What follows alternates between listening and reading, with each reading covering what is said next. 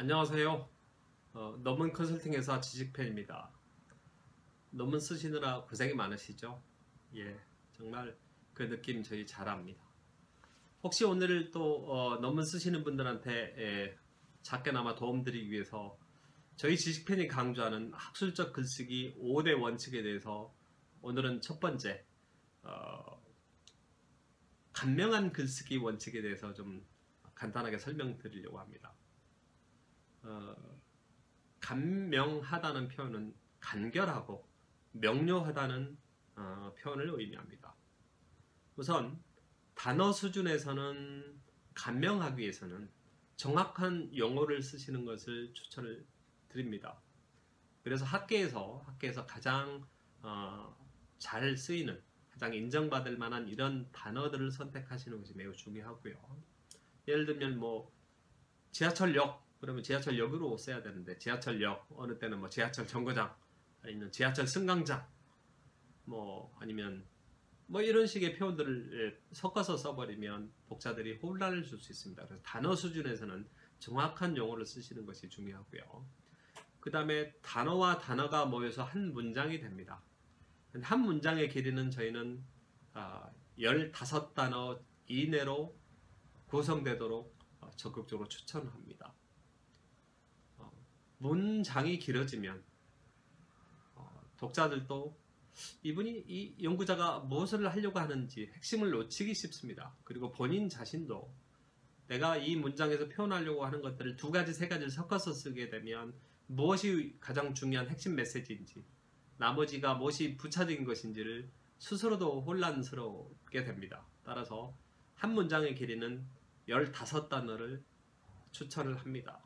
따라서 논문을 쓰실 때 자기가 쓰는 글이 한 줄이 이렇게 넘어가기 시작한다. 그러면 그때부터는 내 문장이 길어질 수 있구나 하는 이런 경각심을 가지고 줄 바꿔서 다음 문장에 가서는 좀 가급적 짧게 엔터를 치고 마침표를 치고 그 다음 문장을 시작하시는 것이 매우 좋습니다. 어떤 분들은 남의 글들을 인용하는 과정에서 남의 글이 원래 그렇게 길기 때문에 그대로 가져와야 된다는 이런 그 압박감 때문에 인용된 글이 15단어, 25단어 이렇게 굉장히 긴 경우가 많이 있습니다. 그러나 그럴 필요 없습니다. 자신이 이해한 대로 자신의 글로 이렇게 간명하게 정리를 해서 써주면 그렇게 해서 인용 처리해줘도 괜찮습니다. 그래서 그런 건 너무 두려워하지 마시고요. 한 문장의 길이는 15단어를 넘지 않도록 작성한다. 이런 거 한번 훈련해 보십시오. 이것이 논문의 세계에서뿐만 아니라 일반 에세이, 보고서, 회사에서 쓰는 보고서조차도 내 보고서를 읽는 독자, 상사일 수도 있고 아니면 일반 독자일 수도 있는데요.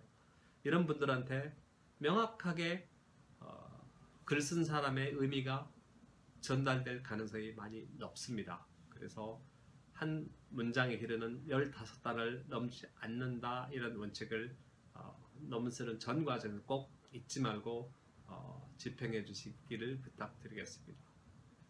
2갈식 글쓰기입니다. 예를 한번 들어볼까요? 어느 초등학교 교사로 근무하시는 선생님께서 1년 동안 담임 선생님을 하시면서 초등학생들의 이성 친구 관계를 이렇게 관찰하신 거죠. 관찰하신 결과를 글로 이렇게 쓴다고 손칩시다. 그건 질적 연구가 되겠죠. 관찰이니까. 그랬을 때 문장을 이렇게 3가지를 쓴다고 합시다. 첫째, 철수가 영희를 좋아하는 그 문단이 하나가 있고, 영수가 순이를 좋아하는 문단, 그 다음에 경태가 수키를 좋아하는 문단, 이렇게 3문단으로 한 섹션을 구성한다고 했을 때 2갈식이라 하면 철수는 영희를 좋아한다, 이 메시지를 그 문단의 첫 문장으로 이렇게 배열을 하시는 것이 좋습니다. 그 다음, 자기가 관찰한 결과이기 때문에 연구자의 주장이기도 하죠. 철수가 영희를 좋아한다는 의미는. 그럼 그것을 주장을 서포팅할 수 있는 증거나 아니면 부연 설명이나 아니면 내가 왜 그렇게 이런 주장을 하는지를 논리적으로 설명해 줄 필요가 있습니다. 이런 것이 두괄식입니다.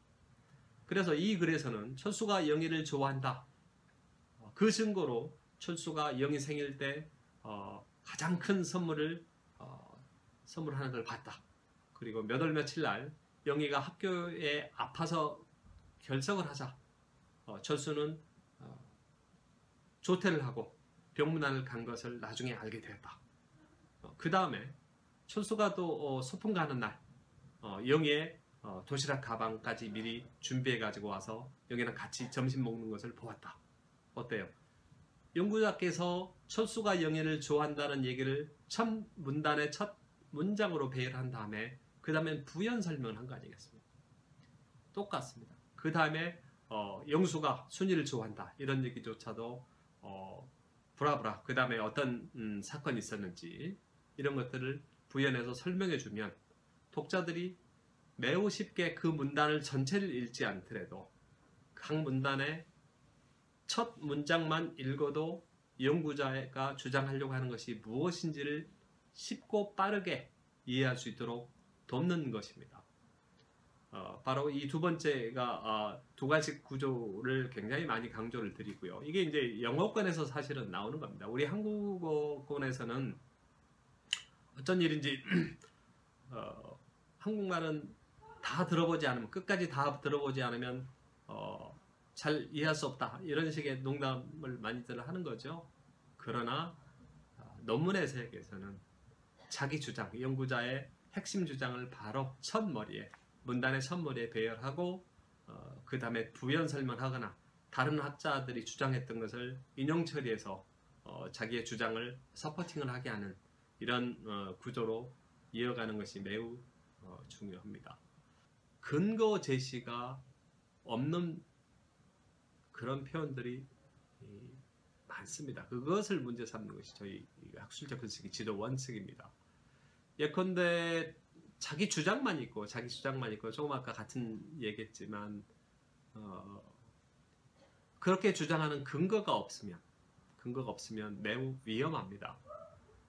뭐 신문 기사나 뭐 통계청 자료나 이런 근거에서 나온 수치 자료 같은 거 특히 이런 수치 자료들은 반드시 인용 처리가 되어 있어야 됩니다. 연구자가 직접 수집한 데이터가 아니기 때문에 그런 것들을 누락하는 경우는 굉장히 공격받으실 수 있습니다.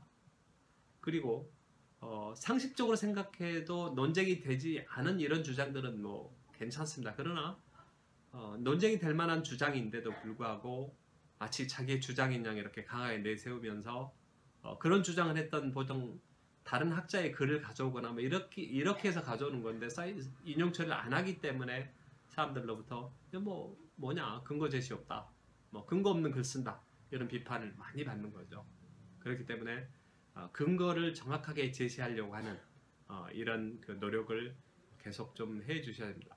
근거는 뭐 크게 세 가지 정도로 제시할 수 있겠습니다. 첫째는 연구자의 주장을 두괄식으로 한 상태에서 그 주장을 논리적인 자기 경험이든 자기가 직접 연구자가 모은 데이터든 이런 걸 이용해서 논리적으로 정리를 쭉 해주는 것, 그것도 근거 제시죠.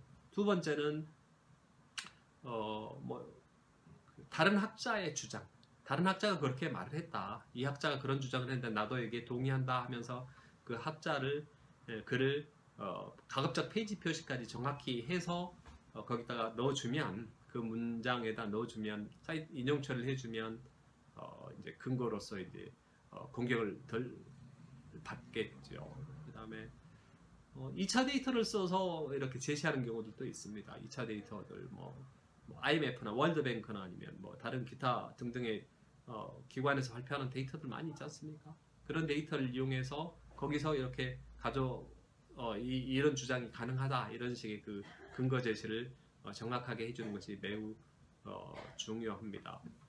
한 문단에 한 주제를 제시하는 것이 매우 중요합니다. 근데 많은 연구자들이 한 문단에서 두 가지, 세 가지 얘기를 섞어서 이렇게 하는 경우들이 의외로 많습니다. 학술지를 봐도 그렇고요. 일반 석사나 박사 논문들 봐도 그냥 뭐 줄이 너무 길어지니까 엔터 쳐서 다음 분단으로 넘어간 것 같은 이런 그 불안감들을 많이 줍니다. 근데 그러시면 안 됩니다. 한 문단에서는 반드시 두 가지식으로 한 주제만 꼭 얘기하셔야 되고요. 그 주제와 관련 없는 얘기들은 다음 문단에서 이렇게 하셔야 됩니다.